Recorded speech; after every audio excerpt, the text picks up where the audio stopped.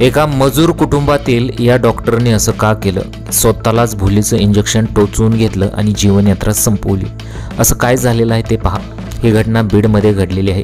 एका खाजगी रुग्णालयात निवासी वैद्यकीय अधिकारी म्हणून कार्यरत असलेल्या होमिओपॅथीच्या अंतिम वर्षाचे शिक्षण घेणाऱ्या तरुण डॉक्टरने भूल देण्याचे इंजेक्शन टोचून घेत आपली जीवनयात्रा संपवलेली आहे.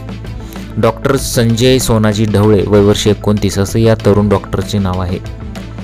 शिवाजीनगर पोलीस ठाण्यात आकस्मिक मृत्यूची नोंद करण्यात आलेली आहे.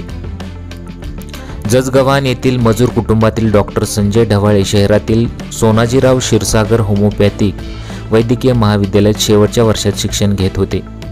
तसेच शहरातील एका दवाखान्यात निवासी डॉक्टर म्हणूनही कार्यरत होते.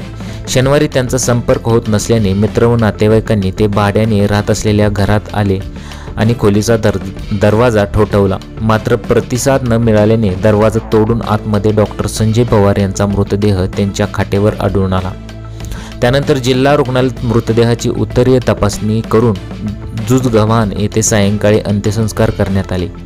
त्यांच्या पश्चात आई वडील, 2 भाऊ व एक अविवाहित बहीण असा परिवार आहे.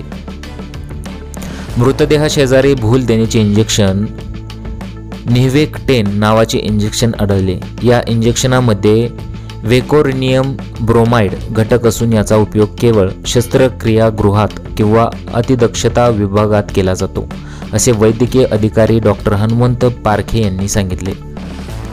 शस्त्रक्रियेदरम्यान पेशी हालू न देण्यासाठी, गंभीर रुग्ण व्हेंटिलेटरवर असताना त्यांच्या हालचाली नियंत्रित ठेवण्यासाठी हे इंजेक्शन वापरले जाते.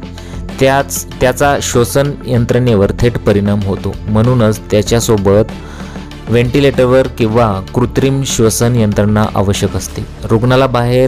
रुग्णालयाबाहेर किंवा वैद्यकीय देखरेखीशिवाय वापरल्यास यामुळे काही मिनिटात मृत्यू होऊ शकतो, असेही त्यांनी नमूद केलेलं आहे.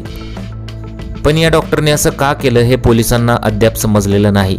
याचा खुलासा लवकरच होईल असं पोलिसांनी सांगितलेलं आहे.